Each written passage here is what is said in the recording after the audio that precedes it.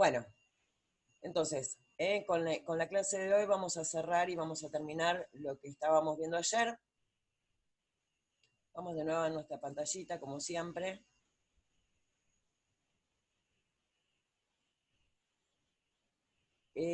Antes que nada, bueno, sí, voy a explicar esa pregunta porque me lo hicieron varios también.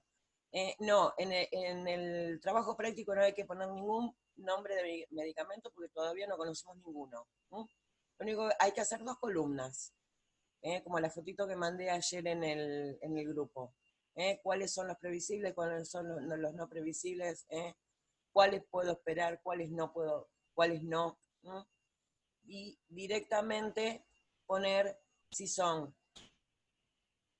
reacciones tipo A, tipo B, tipo C, tipo D, tipo E, nada más que eso. Poner en una columna previsible los tipo A, los tipo B, los tipo C, los tipo D. Ustedes me dirán qué letra es. Y los no previsibles, exactamente lo mismo. Obviamente los que no son los otros. ¿Quedó un poquito más claro eso?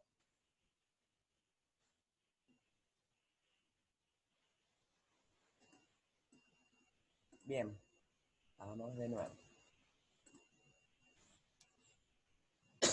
Bueno, nos había quedado un poquitito esto de lo que de farmacodependencia. La farmacodependencia no es otra cosa que una dependencia a un fármaco. Por lo general siempre se da con fármacos que son que actúan en el sistema nervioso central, pueden provocar una dependencia psíquica o física. La dependencia física, por lo general, en la suspensión de ese fármaco va a provocar un síndrome de abstinencia. En algunos síndromes de abstinencia son bastante graves, y la verdad es que se complica. Son medicamentos en los cuales hay que tener mucho cuidado. Por eso, como les decía ayer, la mayoría no, son todos fármacos que se venden bajo receta archivada. Después, no sé bien en qué materia lo van a ver, qué es esto de las recetas archivadas, qué diferentes tipos de recetas hay. Y nosotros el año que viene, en laboratorio, vamos a ver también algunas cositas con respecto a los libros, y cómo se tienen que llenar, y algunas cosas más. Pero bueno, ustedes sepan eso, que hay fármacos que pueden crear dependencia psíquica y física. Algunos van a crear nada más que dependencia psíquica. La dependencia psíquica siempre puede estar presente. Incluso puede haber dependencia psíquica con una aspirina, porque estamos hablando de algo psíquico. Y eso va a depender mucho también de la persona. Una dependencia física va a tener un componente del fármaco, un mecanismo de acción del fármaco, y una dependencia psíquica no necesariamente va a depender del fármaco, sino de la persona, de la persona, de la, de la psiquis de la persona. Hay personas que tienen personalidades adictivas y obviamente van a tener muchísimo más riesgo. Obviamente las personas que van a venir a la farmacia, nosotros no los conocemos, ¿no? Algunos sí, por ahí si trabajamos en una farmacia de barrio que vienen varias veces, pero en una farmacia grande va a ser muy raro que realmente podamos conocer a todas las personas que vienen. Entonces, obviamente y se pueden prestar situaciones en las cuales venga una persona a querer comprar este tipo de medicamentos y no tenga su respectiva receta y haya situaciones incómodas. Eh, Suele ocurrir mucho con las benzodiazepinas. Las benzodiazepinas, el Rivotril, les estoy dando nombres comerciales para que ustedes más o menos los conozcan. Clonazepam, Valium, suelen ser fármacos que se utilizan para un montón de cosas, pero es uno de los fármacos que suele provocar bastante farmacodependencia, ¿m? Quizás no tanto de forma física, pero sí bastante psíquica. Ustedes imaginen que es un fármaco que se utiliza, entre otras cosas, porque se utiliza para muchas cosas, para la inducción del sueño, para como ansiolítico. Entonces, obviamente, va a llegar un punto que si la persona no puede dormir porque no tiene ese fármaco, y lo va a querer conseguir como sea. Mucho más si lo está utilizando como ansiolítico. Pero bueno, eso después cuando veamos ese tipo de fármacos lo vamos a ir viendo un poquito más. Creo que acá en el chat hay varias cosas. Ah, perfecto, lo están viendo en ámbito farmacéutico. O sea, puede ser dependencia psíquica a un placebo. Sí, a un placebo puedo hacer dependencia psíquica. Por eso les compartí ayer el dibujito ese, el chiste, porque la verdad que era algo muy similar a lo que es el efecto placebo. El lorazepam también es una benzodiazepina. Lucía nos dice, yo me quise hacer la mala dejando el medicamento y sentí que moría. Sí, a veces sí. Y eso es como todo. Uno cuando tiene esto que en su psiquis, tiene esto de que obviamente esto es lo único que me hace bien, esto me va a hacer bárbaro. Y yo me convenzo también, con todo, con todo. Si yo tengo fe de que en vez de tomarme el medicamento, me voy a curar prendiendo un saumerio o tomando mate en el mate de calabaza y no en el de plástico, también va a pasar, ¿eh? También va a pasar. Marcelo dice que la receta trucha del Clona es el top número 1 del ranking. Sí, sí. El clonazepam es algo que todo el mundo lo quiere. Porque aparte se utiliza para muchísimas cosas. Eso igual lo vamos a ver el año que viene. Este año no lo vamos a ver, pero realmente el clonazepam está en falta, ¿en serio? ¿Clonazepam está en falta? No me digas, por favor, no me digas eso. Bueno, usaré melatonina. Un vaso de vino, no sé. Bueno, en fin. Sí, se suelen poner violentos. Acá nos cuenta Marianela que se suelen poner violentos. Obviamente, si yo le estoy negando un medicamento porque no tiene su respectiva receta a una persona que tiene una dependencia psíquica o física, obviamente que se va a poner violento. Se van a poner violentos. Por eso yo les decía que pueden llegar a tener situaciones incómodas. Obviamente nosotros vamos a tratar de no resolverlo. Eso directamente, ¿qué hacen? Llamamos al de seguridad. No nos vamos a poner a pelear con la gente, ¿no? Marianela, ¿dónde andas? A ver si te encuentras. Exactamente. Mayra cuenta y dice, escuché que también van al psicólogo y se hacen los enfermos para que le den la medicación. Ah, estás en camino, Marianela, no te preocupes.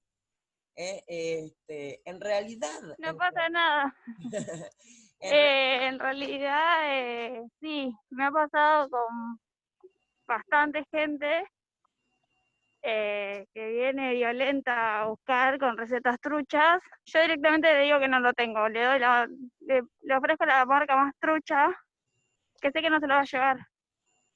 Está bien. Entonces es una manera para que no me ponga a pelear, porque si no es como, se tiran al piso, le duele la pata. Hay uno que es actor, siempre actúa. Yo lo dejo ahí tirado. Re mala, ¿no? Pero es como No, que mala, no. no. A ver, en realidad vos también tenés que, o sea, vos tenés que respetar las reglas, ¿no? Porque vos o sea, se sabe que cuando viene alguien a buscar este tipo de medicamentos, si no tiene la receta, siempre, esas son recetas que se tienen que archivar. Si después llega a venir una inspección y la receta no está, obviamente el que va a pagar, al horno. claro, el que va a pagar el pato va a ser en realidad el farmacéutico. Y como el farmacéutico va a saber quién fue el que lo vendió, porque vieron que en el ticket de la receta está el nombre de quien lo vendió, listo, ya está. Lo rastrea. Se rastrea. Se rastrea por venta. Exactamente. Va, mi jefa hace eso. Es Entonces es más fácil para entrar a cortar cabeza. Exactamente. Entonces, es como que nos estamos poniendo en un riesgo bastante importante con respecto al Y trabajo. ahora, como tenemos un tema con el comedor, están como mudando la parte de los psicofármacos a la parte de farmacia de adentro del local, del mostrador, digamos. La directora técnica hizo una planilla para contar el stock, para ver si está todo bien y si no se robaron nada. Así que imagínate el control que tiene para Obviamente, que... obviamente. Bueno, acá Roberto... Porque sí, sí, desaparecen las recetas. Nos desaparecieron 3, una mía de Dolofrix Forte, que tiene codeína, que nunca entendí el por qué, porque esa receta tiene todos los datos del paciente, o sea, servir no te sirve para volver a comprar, pero bueno. No, aparte necesitas las otras dos. Exacto, o sea, no entendí el por qué, pero desapareció mágicamente, y de otros compañeros también. Así que empiezan a desaparecer del clonazepam también. Es todo un mundo. Exactamente, vos lo has dicho. Después cuando veamos este tema, yo les voy a recomendar una película. No creo que la podamos ver juntos porque no sé cómo poner, si se puede poner acá en el Zoom. Después, antes que veamos esos temas, lo voy a investigar. Y obviamente, ahí se van a ver absolutamente todo este tipo de cosas. Si no, después se las recomiendo y ustedes, total, estamos en cuarentena, podemos ver películas, podemos hacer un montón de cosas. Acá Marcelo nos cuenta que el Roinol también, sí, el Roinol también, el Roinol es una de las benzodiazepinas con las cuales más se trafica. Después cuando veamos, se los adelanto un poquito ahora, porque esto lo vamos a ver recién el año que viene. Las benzodiazepinas producen uno de los efectos adversos que producen es amnesia anterógrada. O sea, la persona que lo toma se olvida de lo que pasó en esas 3 o 4 últimas horas. Se olvida, no se acuerda de nada. En una época el Roinol se traficaba mucho, se le decía que era la droga de la violación. ¿Por qué? Porque aprovechaban eso. Ahí está. Violaban a las chicas, o a los chicos, depende de los gustos, y no se acordaban que habían sido violados, no se acordaban quién había sido. Realmente esto es todo un mundo bastante turbio con respecto a todo ese tipo de cosas. A ver, vamos a ir viendo qué es lo que van diciendo. Profe, una consulta. Sí. Nosotros teníamos un muchacho, un señor que venía de Salta. ¿Te dabas cuenta que el tipo traficaba o algo? Porque se llevaba, sin mentir, como 30 cajas, no sé si más, de Midazolam, el Renchovel. Sí. Pero no sé para qué lo usaba. Sé que se llevaba un montón.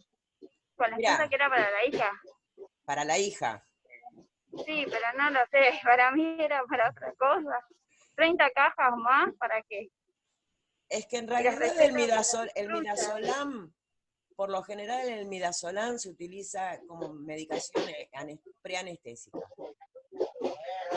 Habría que ver si realmente tiene alguna indicación médica. A mí también me suena muy raro eso. Si vos me hubieras dicho cualquier otra, si vos me hubieras dicho un diazepam, que se utiliza mucho como anticonvulsivante, bueno, ahí la cosa sería un poquito diferente.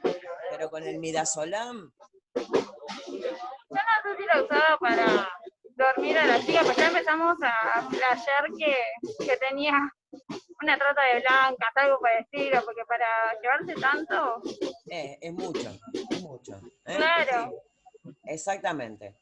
Pero bueno, después voy a tratar de investigar a ver si se utiliza, si tiene alguna indicación clínica, aparte de la medicación preanestésica. claro. Ujú.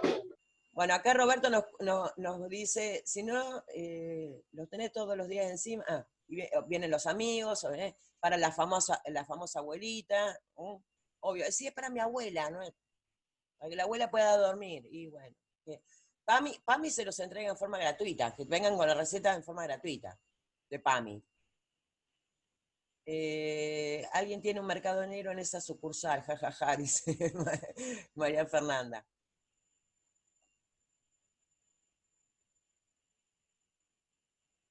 A ver, ¿qué dice? Inodora, incolora y sin sabor. Sí, no tienen, nadie se da cuenta. La burundanga. La burundanga es otra cosa. Cuando arranquemos con los opioides, no tiene nada que ver con los opioides, pero vamos a ir viendo. Y Marcelo nos dice que es hipnótico.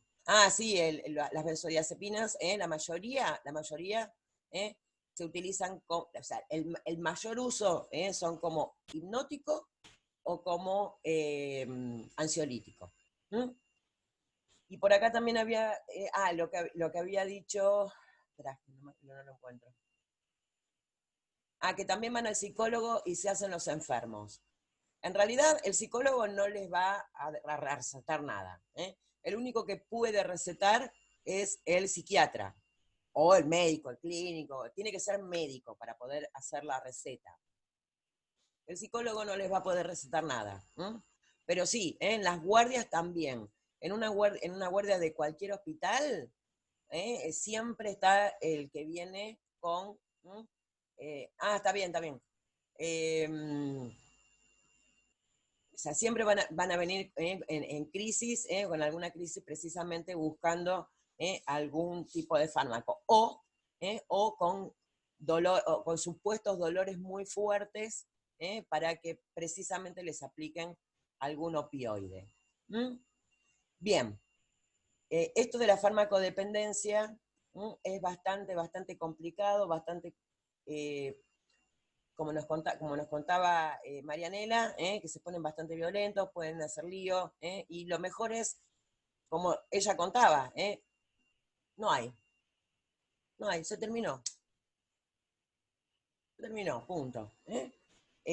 Bien, vamos a seguir acá un poquitito. Pero bueno, básicamente era eso. Después acá viene la parte de análisis de prospectos, que ya lo vimos, ese trabajo práctico tan lindo que hicimos todos juntos. Pero, nos vamos a centrar un poquitito en lo que se denominan los grupos de riesgo. Grupos de riesgo, básicamente, embarazo, lactancia y paciente adulto, paciente geronte en realidad. En el embarazo ocurren, obviamente, modificaciones eh, farmacocinéticas en las cuales un fármaco puede ser absorbido de forma mucho más rápida o puede ser absorbido de forma mucho más lenta. Todas esas modificaciones farmacodinámicas, farmacocinéticas también, van a hacer que todo tipo de fármaco durante el embarazo tenga que ser consumido de forma con mucha precaución, con muchísima precaución. Hay demasiadas cosas. A mí lo único que me interesa es que ustedes recuerden y que lo tengan muy en cuenta, que a una mujer embarazada, sin una receta, yo no le vendería nada más que ibuprofeno. El ibuprofeno sí lo puede tomar. Ni siquiera aspirina. Aspirina no. Ibuprofeno. Si no viene con una receta. Independientemente de todas estas modificaciones que pueden hacer que el fármaco actúe como si fuera una sobredosis, o que no haga efecto porque no se terminó de absorber, realmente puede tener lo que vimos ayer, que también podía llegar a tener efectos teratogénicos. Entonces, si realmente, a ver, porque nosotros, o sea, una mujer embarazada puede venir a comprar los fármacos para el marido, para el novio, para el amante, para el padre, para cualquier persona, no necesariamente para ella. Yo, sinceramente, me voy a poner a investigar, ¿es para vos? ¿Para quién es? ¿Para quién lo llevas? ¿Mm? Lo más probable es que alguna nos diga, no, ¿por qué? Para ver, no, y nos cuente. Alguna se va a chiflar y dice, ¿qué te importa? Vos dame lo que yo te estoy pidiendo. ¿Mm? Es gente. Tratar con gente, cuando, o sea, cualquiera que haya trabajado en un comercio, cualquiera sea, ya saben que el tratar con gente a veces suele ser desgastante. Y esto lo sé porque trabajé como 10 o 12 años en comercio. Entonces, trabajar con gente que ya de por sí es desgastante, encima, gente que viene a la farmacia buscando una solución, es muy probable que si yo estoy indagando demasiado, y alguno me conteste mal. Pero, siempre, y de manera correcta, siempre recordarle a la mujer que viene a comprar algo sin una respectiva receta, así sea algo de venta libre, decirle, acordate que con tu estado, con el embarazo, sería conveniente que no consumas nada que el médico no te haya recetado o no te haya recomendado. Una aclaración, punto. Por lo menos nosotros nos quedamos con la conciencia tranquila, porque si viene a buscar un medicamento de venta libre, yo no se lo puedo negar, porque es de venta libre. Y de hecho, como vuelvo a repetir, de hecho también lo puede estar comprando para otra persona. O puede mandar a otra persona a comprarlo. O sea, la función de ustedes tampoco es ser Sherlock Holmes. No van a estar investigando todo el tiempo, porque aparte no tiene sentido. Pero bueno, durante el embarazo siempre es recomendable no consumir ningún tipo de fármaco que no esté recomendado por el médico tratante, o sea, por el obstetra. Los obstetras en este sentido tienen bastante formación, tienen mucha formación con respecto a cuáles son esos fármacos que se pueden consumir durante el embarazo y cuáles no. Otra de las cosas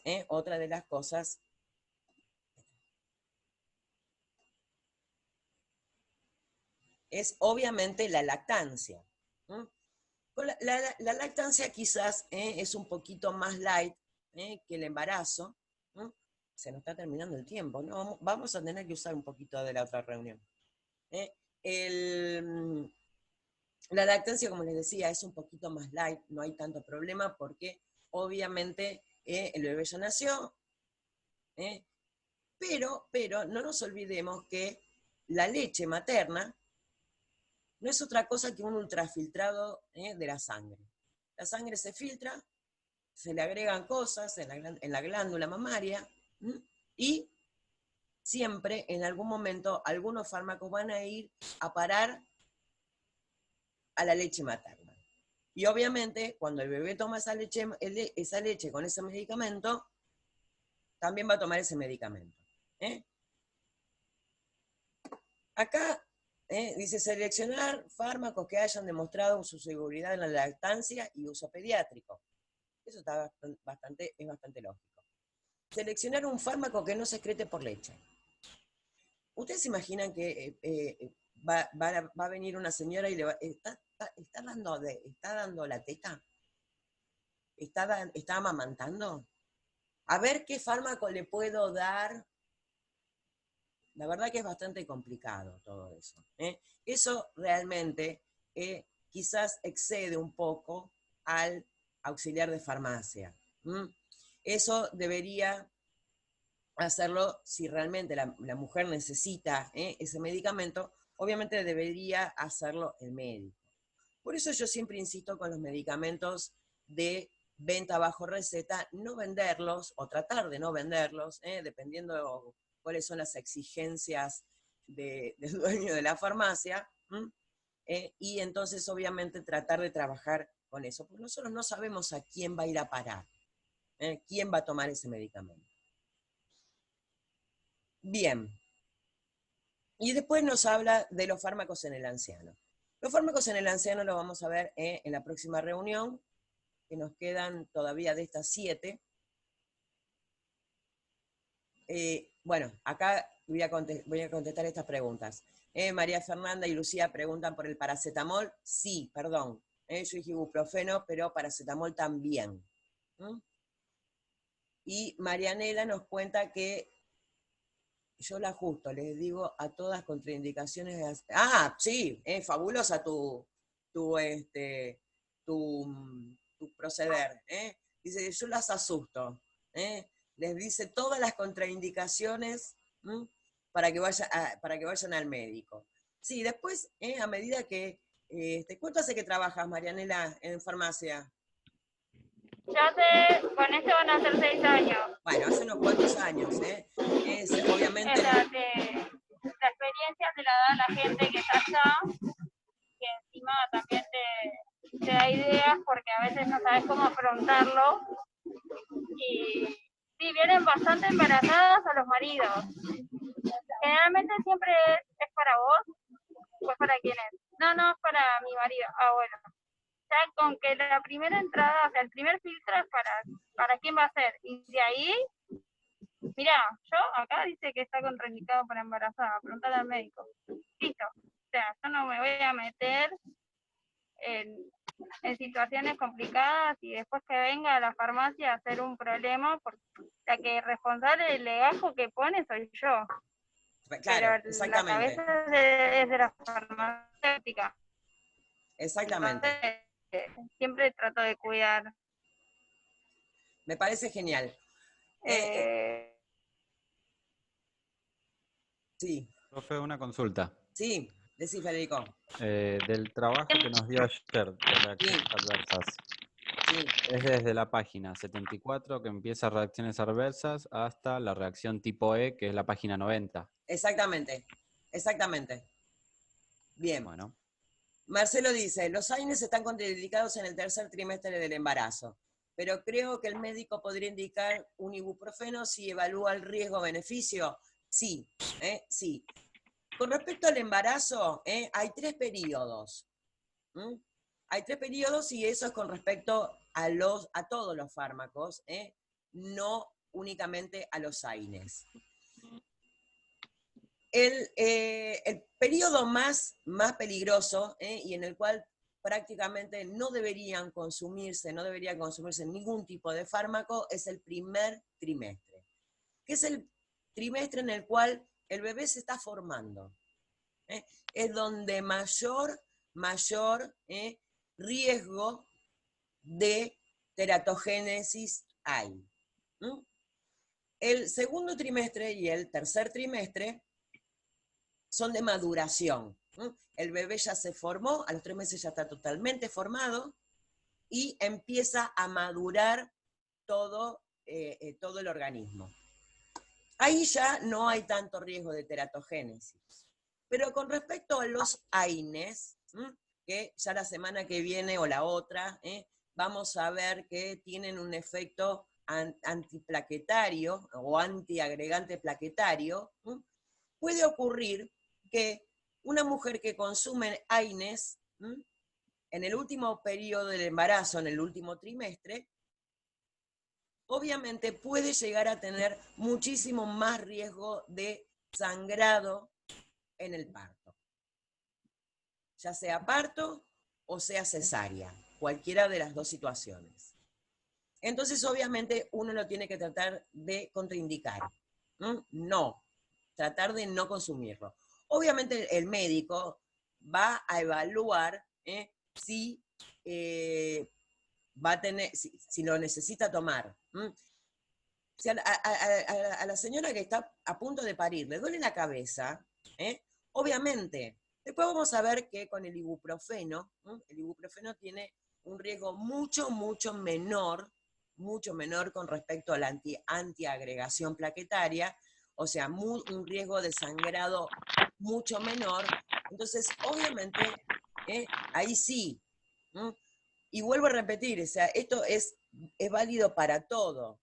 Cuando nosotros hablamos de evaluar el costo-beneficio, es en todas las situaciones.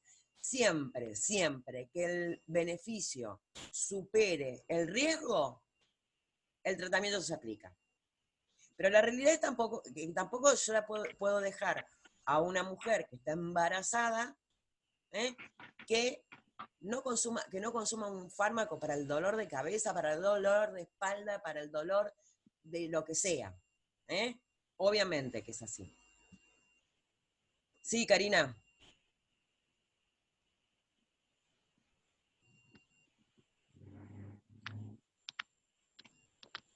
Karina, estabas preguntando. Ah, yo fui a guardia con una faringoamigdalitis terrible. Sí, si sos alérgica a la penicilina, también sos alérgica a la penicilina. Sí. A citro, sí, muy bien, Marcelo. Te la sabes toda. El día que me sienta mal, te dejo la clase a boche. Me dijeron que solo paracetamol y té con miel, estando embarazada. Seguramente te dijeron eso estando embarazada. Exactamente. Qué complicado, la verdad que sí. La verdad, una situación bastante complicada. Porque sí, la citromicina no está indicada para el embarazo. Y sí, nos cuenta que estuvo 3 semanas sin poder ni tragar ni hablar. Realmente sí, es bastante complicada.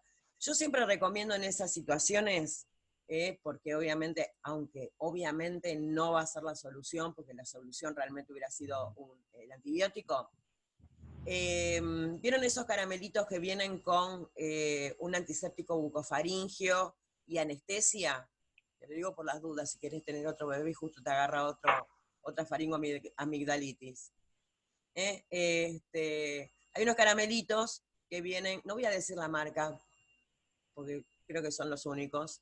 No queremos bebé, bueno, entonces ahora te puede dar una faringo tranquila. Pero bueno, básicamente hay unos caramelitos, se los digo, chicos, porque creo que son los únicos que hay, los caramelos Fecofar, eso, los Fecofar, que vienen con anestesia y un antiséptico bucofaringio que no sirve mucho para una faringoamigdalitis, menos si es pultácea, o sea, con placas, pero sí. Bueno, esperen que